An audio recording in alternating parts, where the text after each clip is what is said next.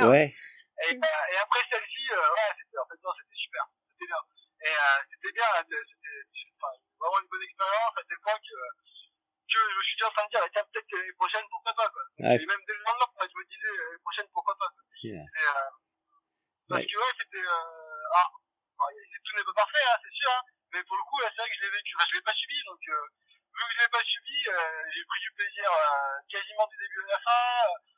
Je me suis régalé, du coup, à courir discuter un peu avec des gens, à voir toutes ces lumières, à voir des gens au bord des chemins, Ouais. alors qu'ils faisaient moins 12. Et ça, c'était quand même assez dingue. Après, c'est sûr, il y a des trucs qui ont été un peu moins sympas, hein. Les plaques de verglas dans les descentes. Ouais, c'est clair. Pour le coup, c'était moins cool. Les 20 dernières bandes, comme tout le monde, on sait que c'est un peu axe, on sait que c'est un peu dur. Mais quand même, non, un très très bon souvenir.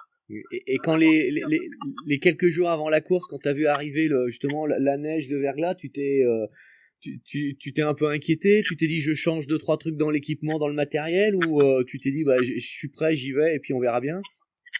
Alors, j'ai deux réponses pour ça. Donc quelques jours avant, est-ce que je me suis inquiété? En fait, ce qu'il faut savoir, c'est que quand je me suis réinscrit, vu qu'en 2013, il y avait beaucoup de neige. Oui. Et du coup, ça m'avait, hier, on s'enfonçait dans 30 cm de neige sur les 40 premières bornes, quasiment. Et du coup, j'avais dit à ma compagne, je lui ai dit, écoute, je m'inscris, mais s'il y a de la neige, si les conditions sont trop dures, j'irai pas. C'est pas grave, j'irai pas. Et en fait, il y a eu de la neige, et à aucun moment je me suis dit qu'il fallait pas que j'y aille. J'étais bien, il fallait que j'y aille, et j'y suis allé. D'ailleurs, elle, qui a un peu de nature inquiète, ça l'a un petit peu inquiété, elle a pas arrêté de me répéter, mais t'es sûr? J'y allais pas. Donc du coup, ça c'est plutôt pour la partie un peu psychologique. Après, sur la partie équipement, ça a été un sketch.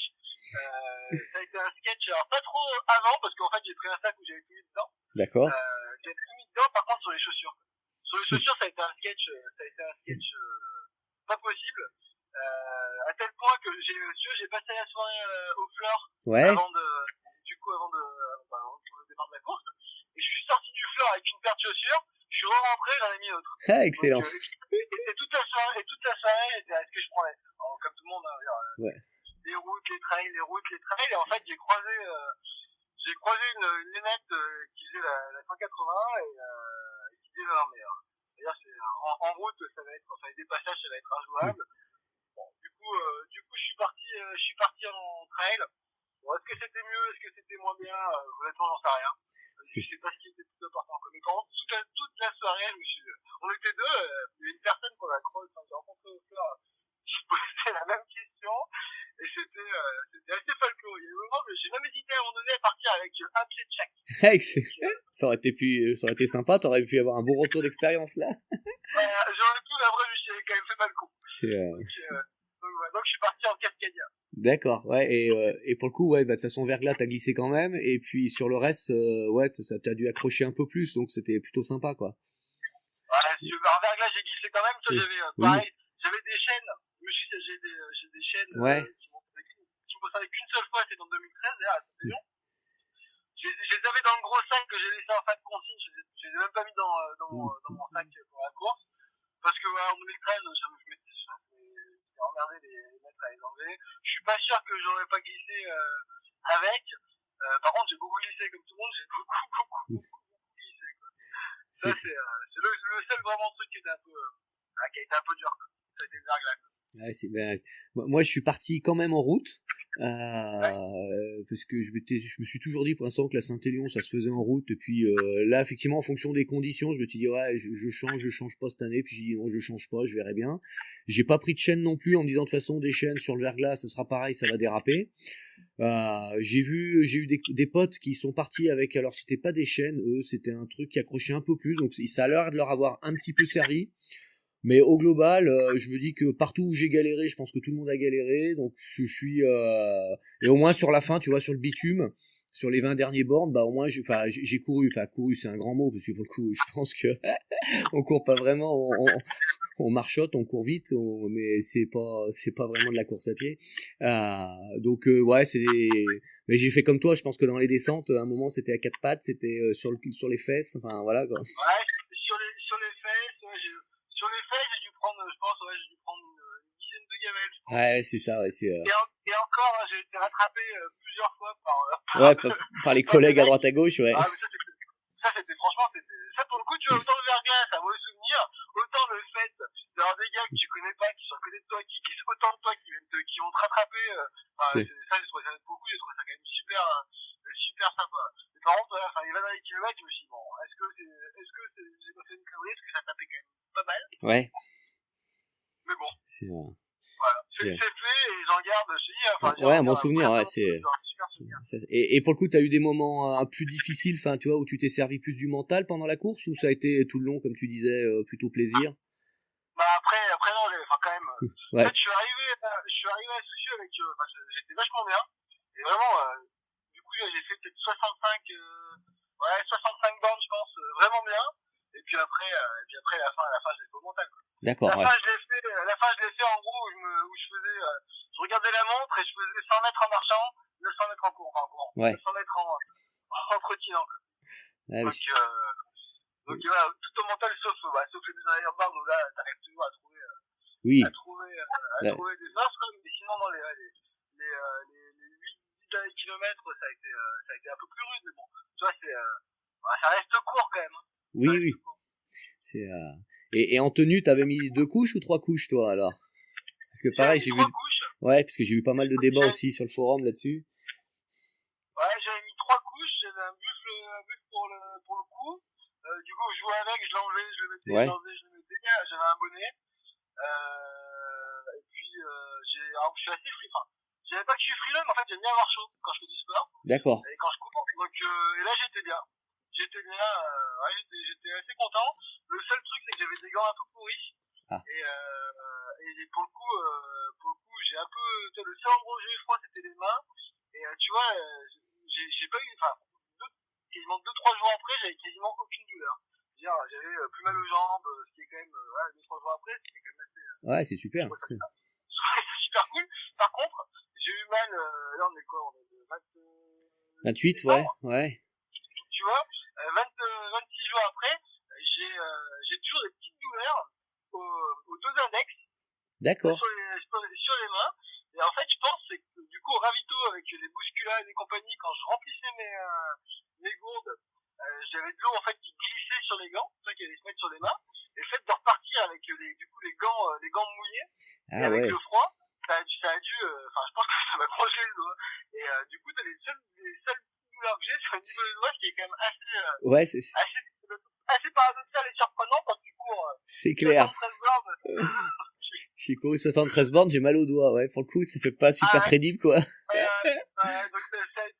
assez marrant quand même. Tu te dis bon, quand même, c'est bizarre. C'est vrai.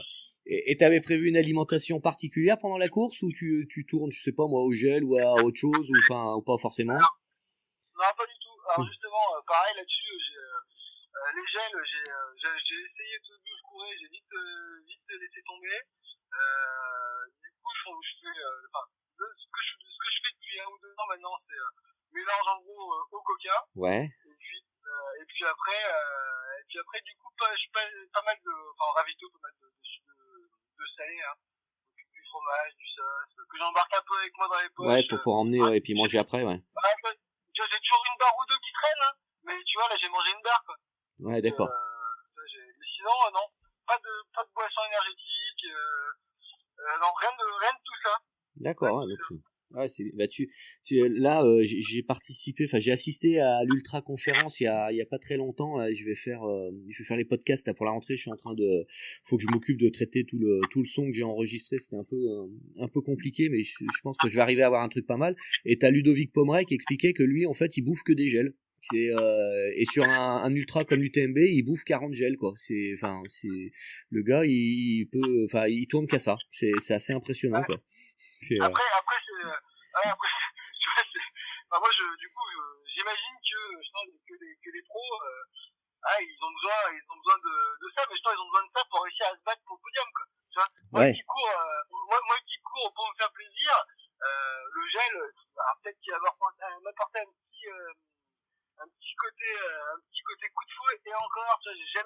sorti ça. Là où par contre le coca ça marche bien. Ouais. Ça m'aide pas mal, mais après le reste j'ai jamais trouvé vraiment un effet positif. Moi c'est pareil, le coca au ravito, c'est le seul moment quasiment où je bois vraiment du coca, mais où il passe vraiment super et je trouve qu'il aide pour le coup. C'est vraiment la boisson en fait pour l'effort. Faudrait dire ça aux marketeurs. Et à côté, moi je prends pas mal, c'est plutôt tu vois des amandes, des noisettes, des pâtes de fruits des fois, et puis des gels j'en prends quasiment plus non plus. Donc voilà, je suis un peu comme ça si tu veux. En fait j'avais vachement tendance à prendre beaucoup de sucré au départ. Ouais.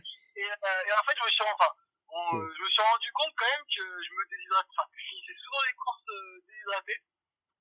Et donc, on m'a expliqué, alors je sais pas si c'est vrai ou pas, qu'apparemment le sel, du coup, quand tu mangeais un peu salé, ça aidait à conserver l'eau plus facilement dans ton corps. Ouais. Voilà. Donc, du coup, j'avais commencé à manger un peu salé. Je sais pas si c'est vrai ou pas, mais en tout cas, les dernières courses que j'ai fait, j'ai été beaucoup moins déshydraté.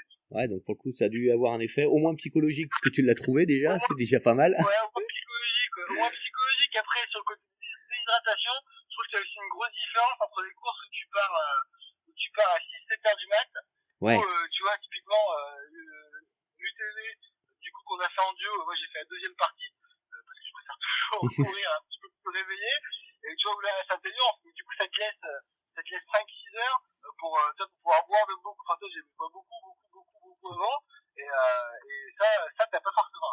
Ouais, parce que moi, j'ai pas forcément le temps de le faire quand on démarre une course. Ouais, c'est clair, c'est vrai. Et 2018, donc premier objectif la CCC, et si t'es pas tiré au sort, t'as un plan B ou pas encore?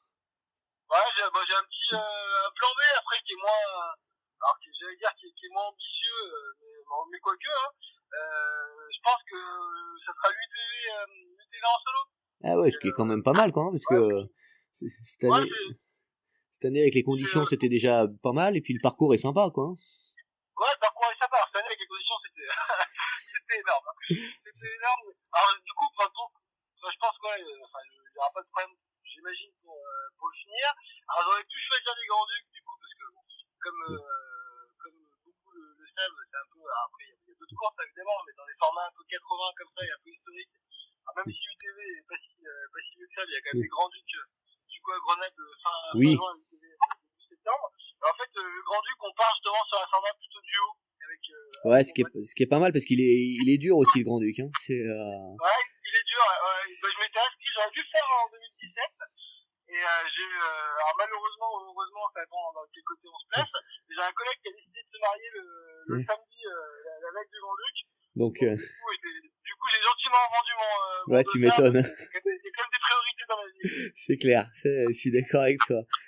Ouais, puis le Grand-Duc, en fait, t'as le dénivelé, mais ils calculent une moyenne horaire qui est assez élevée. Malgré tout, faut quand même envoyer, et les mauvais comme moi, je sais plus, je l'ai fait il y a 3 ans ou 4 ans. Ah, alors en plus, il pleuvait comme pas possible, je me suis ramassé, mais oh là là, lamentablement, quoi. J'ai arrêté, je crois que je sais plus, c'était au 40e ou 45e, mais c'était vraiment, j'étais loin des barrières horaires, quoi. C'était vraiment à la ramasse, quoi. Et je pense que c'est beaucoup moins accessible. Enfin, de ce que je comprends. Ouais, ce que j'ai entendu dire. Ouais, pour moi, il fait partie des plus durs. Enfin, plus durs par rapport à mon niveau, bien sûr aussi. Hein. Je pense qu'effectivement pour les champions, c'est pas une question de ce type-là, quoi. Est-ce que je finirai premier ou troisième, mais ouais, non, ça c'est clair. Après, tu vois, typiquement à Grenade, t'as une autre course qui me tente beaucoup et qui pourrait être une alternative, mais après c'est pour des questions de budget où là on en passe. Tu me diras, c'est le budget qui est pas le même. Du coup, toi, t'as l'UT4M Challenge. Oui. Ça, pour le coup, en plus, l'UT4M, moi, j'ai baigné dedans un petit moment. Donc, après, bon, à cause du boulot, je me suis un petit peu retiré. Donc, je connais très bien l'organisation. D'accord. C'est vrai que c'est quand même. Il y a des avantages et inconvénients. l'UT4M, c'est quand même. Ça devient une grosse machine. C'est beaucoup moins intimiste, on va dire, qu'un Grand Duc ou un UTV. Par contre, je trouve que la version Challenge, 4x40. Ouais, je trouve ça sympa aussi, ouais. Voir les